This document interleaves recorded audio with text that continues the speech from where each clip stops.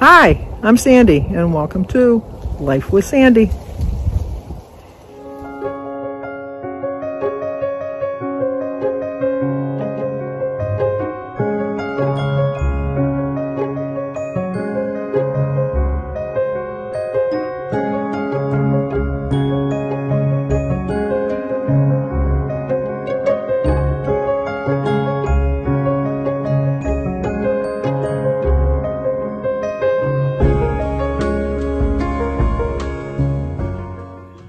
Well, good afternoon. Today is Sunday, November 20th, and we have birthdays today. Today is my sister-in-law Diane's birthday. She doesn't usually watch my channel, but we talked about it at her party last night, so maybe she's going to watch it today, just in case. Happy birthday to you. Happy birthday to you. Happy birthday, dear Diane. Happy birthday to you. Cha-cha-cha. It's also my cousin Kathy. I'm trying to think how to say that. My cousin Paul's wife, Kathy. She's still my cousin somehow. She's related to me somehow. Lynn Manning will let us know in the comments below exactly how that goes, because I always get all that mixed up. But today is Kathy's birthday. Happy birthday to you. Happy birthday to you. Happy birthday, dear Kathy. Happy birthday to you. Cha-cha-cha. Love to both Diane and Kathy. Even though they probably won't watch, I'm still singing to them. But we also have an anniversary. Today is Linda and William Hughes' 23rd anniversary, I think. So Linda and William, happy anniversary, happy anniversary, happy anniversary, happy anniversary, happy, happy, happy, happy, happy anniversary, happy, happy, happy, happy, happy anniversary. Well, I hope you have a great, great anniversary. I just got done feeding my birds. Their feeders were completely empty. I don't know if you can see both of them. No, I can't because the TV's in the way. Anyway, my fingers are like, it's 21 with the wind chill of 11. And it's windy out there. And my fingers are still kind of like numb. I should have put some gloves on. I really should have. But I filled my feeders up. I have some feeders in the front. And I have some feeders in the back. So I had to fill those up in the back. I heard Jim talking at the party last night that he plans on going into the shed and getting the snowblower out of the shed and bringing it into the garage so it's easier to grab. So I've done that already because it involves like moving stuff around in our shed to get to the snowblower because obviously it's in the back of the shed. And he doesn't need to be doing that. So I went and I took the snowblower out and brought that out in front. I know how to work the snowblower, so if we get a lot of snow. We've been very fortunate that we have the storms have kind of missed us. The western part of the state got like 12, 14 inches, I think. And then all the way to the center of the state. And then I know like east of us got all kinds of snow. And a little bit south of us got a lot of snow, but it kind of went around us. So that's fine. You can see a little bit of snow. Maybe we have an inch left on the ground, if that. But we have the bitter cold. I would rather have the snow. Not 2, 3, 4, 5, 6 feet of snow, but a little bit of snow. I'd rather have that than the wind. I don't mind the cold. I really don't. But as I'm getting a little bit older, it's a little bit more bitter. And when we were at the party, we were sitting there because if anybody's familiar with the area, we went to Mac and Ray's for the party. And it's like right on the water. And the storm, you could see it's really started snowing and really windy and blowing and everything. Well, we were just sitting there fascination and watching it. It was really pretty to see. But driving home, it was treacherous. it was really icy. And then some of these people driving on the expressway, they were going like 70, 75 miles an hour. You know, like, and the people in the middle lane were driving like 45, 50, which is even kind of fast with the weather conditions. But these people were zip, zip, zip, zip, and I'm thinking, you know, what is your hurry? You know, and you're going to hit that one little patch of ice and you're going to take out some poor innocent family. And then you're probably the ones that are going to walk away with no scratches or anything. So, but we had a really good time at the party. It turned out that there was no appetizer buffet, which worked in my favor.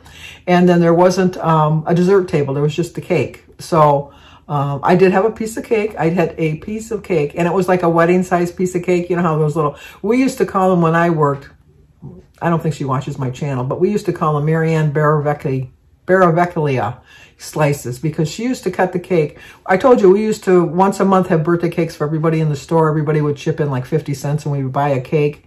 And there's like 150 people in the store, and we buy a sheet cake. So we all know how big a sheet cake is. She would cut the pieces so small that we probably had a half a sheet cake left after she gave everybody a slice of cake. So, you know, they were small. But these were like a good sized piece. And then they were all laid out on the table, so you could go back and get more than one if you wanted. But no, I just had the one. That was it. And then I had brought Oliver with us, and Danny had talked to Holly, which is my niece, who's her and PJ and Steve are the ones that gave the party for their mom. Had ordered chicken strips for Oliver, which worked out good because he wouldn't have liked what we had. We had some kind of chicken with it was like a white mushroom cream sauce. It was delicious. And then there was some roast beef and some green beans and some red skin potatoes. Oliver wouldn't have ate that, so he had the chicken strips and that. But they started off with the salad, which I ate. And then they had, mustacholi. You know, they give you a little plate of pustacholi. I had that. And then I didn't eat all of the dinner. I didn't eat all of the beef. I ate all of the chicken. I ate all of the potatoes. I ate half of the green beans. I ate all of my salad, but I had like 2 dinner rolls because bread is my downfall. And it was like hot out of the oven, and the butter just melted on it. It was so good.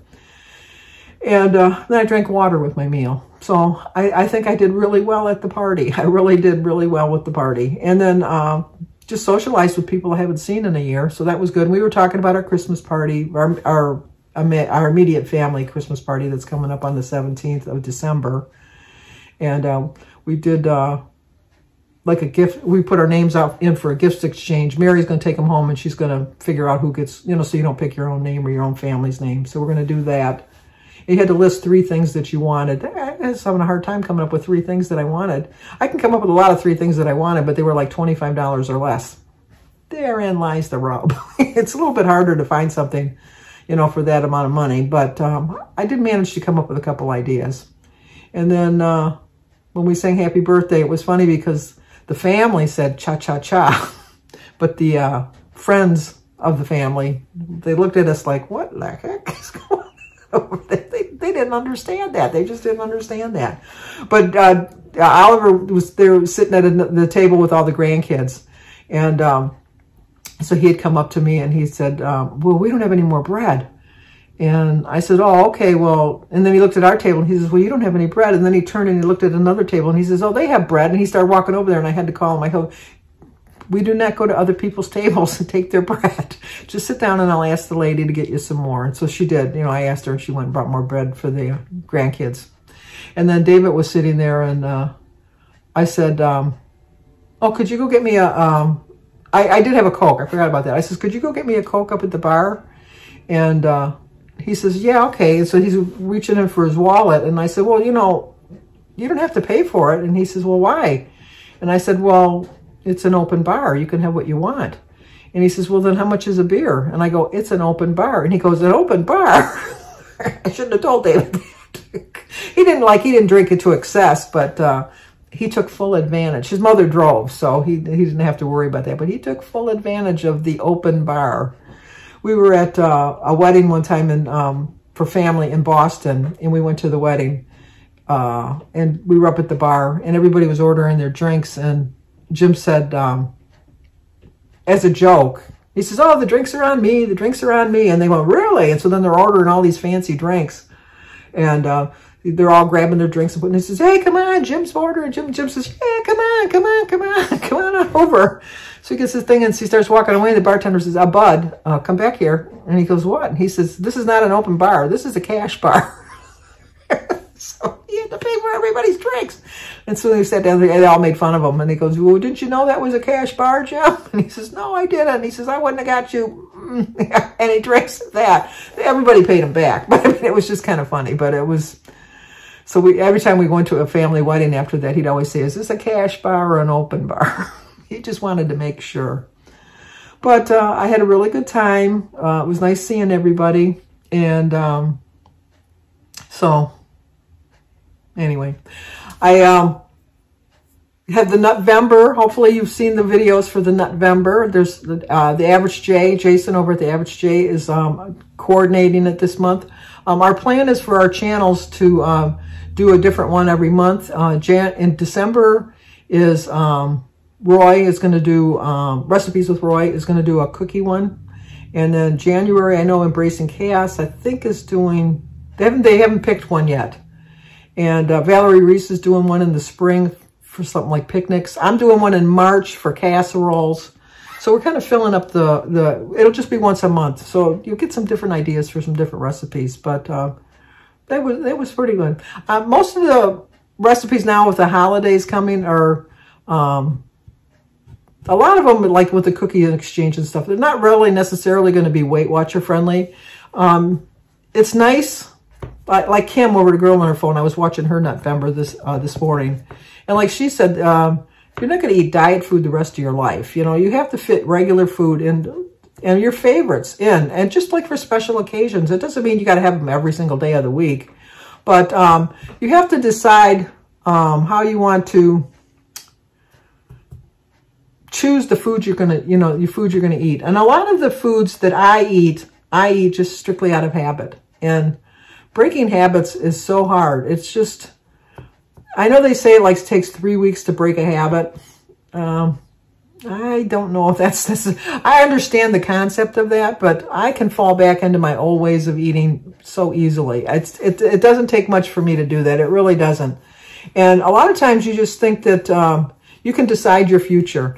To a certain extent, you can decide your future, but your habits are going to help you along the way deciding how your future is going to turn out. I can decide in my future that I'm going to eat healthy all the time. But if I still have the habit, which I normally do when I go to these kind of parties, is loading up on the bread, getting all kinds of extra food, going back and getting more than one slice of cake at the dessert table, drinking a lot of pop because I'm not a drinker. Those are habits that I have that are just automatically things that I don't even think about. Like I said the other day, like how many times that you just, like when I'm measuring stuff out, just pop up the extra, if you're trying to get like 28 grams and it comes out 30, popping the other 2 grams in your mouth. It's just a habit. It's things that you have to decide, that you want to have better habits. I mean, some people have the habit of getting up in the morning and exercising right away. I used to have the habit of getting up in the morning and going for a walk. My foot still is, I really thought I was doing really well. I am doing really well with my foot because in the summer I had, what did I have? I can't think of the name of it. It was my foot. It hurt. Oh my gosh. This is the bad part about getting old. I know what it was. Plantar fasciitis. That's too many big words to keep in this little brain of mine at my age. I got a lot of stuff packed in there. And, this is like way to the back. I had to rush it to the front to think of it. But anyway, I had that. And at the time, he had told me it would probably take almost a year to heal. And I thought, yeah, okay. Well, I'm going on, July, August, September, October, 4 months. And so I'm thinking 4 months, I'm doing pretty good. So yesterday I went to the craft fair with Bertie. I did a lot of walking there.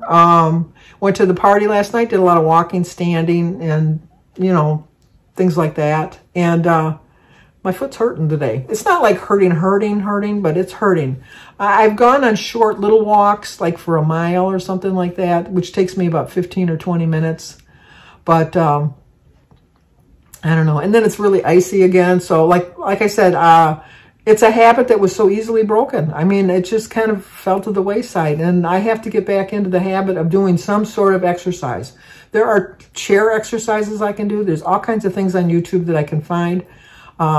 Especially the older I get, or anybody, the older you get, the more you got to keep them muscles and joints moving because they kind of like stick in place if you don't. And I do not want to be like the old grandma sitting in the chair. I want to be the grandma that's out and active and going to your games and going to your concerts and just going for a walk with you and doing things like that. But I'm not going to do that if I keep having the habit of sitting in the chair and watching TV. I can stand up and do exercises while I'm watching TV. It's just breaking habits is hard. It's really, really hard. It's not easy. And nobody ever said it was supposed to be easy, because